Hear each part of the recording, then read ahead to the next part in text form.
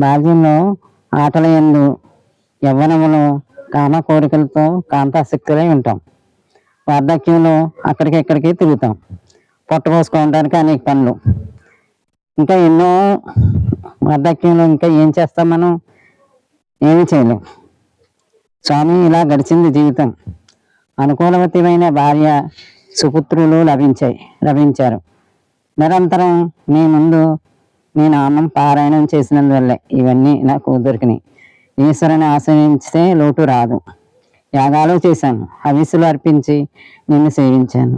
నా 2 చెవులతో నీ అమల చరిత్రను నిరంతరం వింటూ, నోటితో స్తుతిస్తూ, నీ పాదాన్ని సేవిస్తూ, నోరారా నిన్ను కీర్తిస్తూ, ప్రసన్నమైన నిన్ను చూస్తూ పూర్ణ జ్ఞానాన్ని పొందగలిగాను. నీ దయవల్ల ఇన్ని పొందగలిగాను. ఉమాపతి నామస్తోత్రం చేస్తే ఎలా ఉంటుంది? ఇస్తాడా? అన్నీ ఇచ్చేవాడిని చూడండి, ఇచ్చిన వాటిని కదా.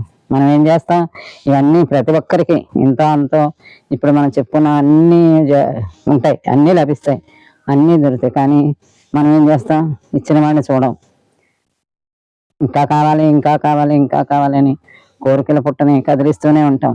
అది ఇచ్చేయగలది కదులుతూనే ఉంటాయి, కోరికలు పుడతానే ఉంటాయి, వాటికి అంతం లేదు. కానీ మనం ఏం చేయాలి? ఇచ్చేవాడిని మనకి ఇన్ని ఇస్తున్నాడన్న జ్ఞానాన్ని, పొందుతున్నామన్న అనుభవాన్ని అన్నిటినీ తెలుసుకుంటూ లెక్కలు చూసుకుంటూ ఉంటే ఎలా ఉంటుంది? ఇచ్చేవాడినే చూస్తాం. ఇచ్చేవాడిని చూస్తేనే మనకి ఇవన్నీ చాలా అల్పంగా అనిపిస్తాయి. అందుకని ఇచ్చేవాడే గొప్పవాడు. ఇచ్చేవాడిని ఆశ్రయించి అన్నీ పొందండి, మీకు లోటు ఉండదు. ఎన్నైనా ఇస్తాడు.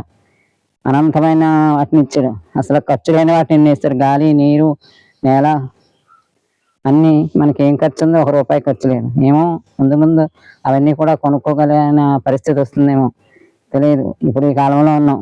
ఇప్పటికి ఇదే గొప్ప సస్యశ్యామలమైన చోట ఉన్నాం. నీరు ఉచితం, గాలి ఉచితం, అన్నీ ఉచితమే. మనం తీసుకోవాలి అంతేగాని ఎంతో ఈశ్వరుడు మనకి ఇచ్చాడు.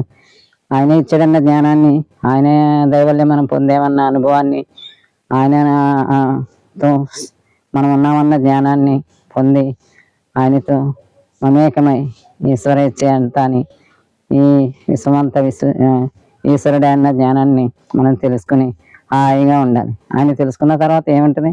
అనుభవంలో తీసుకున్నాం అనుకోండి, హాయిగా ఉంటుంది, తేలిగ్గా ఉంటుంది, చక్కగా రోజులు వెళ్ళిపోతాయి. చివరికి పట్టుకోవాల్సింది ఆయన చేతినే కానీ మన ఎవరి చేతినే కాదు. ఇది నిజం, అవునా? మరి రేపు ఇంకోటి చెప్పుకుందాం, సరేనా? ఎలా ఉంది మరి? బాగానే ఉంటున్నారా? మీరు కొంచెం వినండి, జ్ఞానాన్ని తెలుసుకోండి. ఇది వింటా ఉండగా దీని రుచి తెలుస్తుంది, వినాలని అనిపిస్తుంది. వినండి, అనుభవాన్ని తెచ్చుకుని మనం ఆచరణలో పెట్టుకుంటానికి విన్నది ఎప్పుడో ఒకసారైనా సరే, విన్నది చెవిలో వేసుకున్నారనుకోండి, ఎప్పుడో ఒకప్పుడు మీకు అనుభవంలోనికి వచ్చి ఆ క్షణంలో దాన్ని పట్టుకుంటారు. జ్ఞానం అంత గొప్పది. మీరు వినేసినా మిమ్మల్ని అది వదలదు, మీరు వదిలేసినా అది వదలదు. ఎప్పుడో ఒకప్పుడు మీకు ప్రయోజనం అవుతుంది. జ్ఞానం అంటే అంత గొప్ప మార్గం. జ్ఞాన మార్గాన్ని వదలకండి, అనుభవానికి తెచ్చుకోండి. పైసా ఖర్చు లేని జ్ఞాన మార్గం, మస్తిష్కంలో దాచుకునే జ్ఞానం మనకు అవసరమైనప్పుడు ఈ మేధస్సు మనకు అందిస్తూ ఉంటుంది. ఇది నిజమే. అనుభవానికి తెచ్చుకుని ప్రతిదాన్ని అనుభవంలోకి తెచ్చుకోండి, వినండి. రేపు మళ్ళీ ఇంకో విషయం మాట్లాడుతున్నాం. ఇంకా చెప్పమంటుంది. చెప్పుకుంటాక ఎంతైనా ఉంటుంది. మరి మీకు అంత వినాలని ఆసక్తి ఉంటే ఎంతైనా జ్ఞానాన్ని చెప్పుకోవచ్చు. జ్ఞానం అంటే మిమ్మల్ని మీరు తెలుసుకోవటం. మనం బయటికి వెళ్ళి బయట అందరిని గురించి తెలుసుకునే దానికంటే లోపల మన పనులు మనం చేసుకుంటూ మనల్ని తెలుసుకోవడం గొప్ప విషయం. మనల్ని మనం తెలుసుకుంటే మన పనులు మనకు పూర్తవుతాయి. మనకేం కావాలో, మనం ఏది తీసుకోవాలో, ఏది వదిలేయాలో మనకు తెలుస్తుంది. సరేనా? రేపు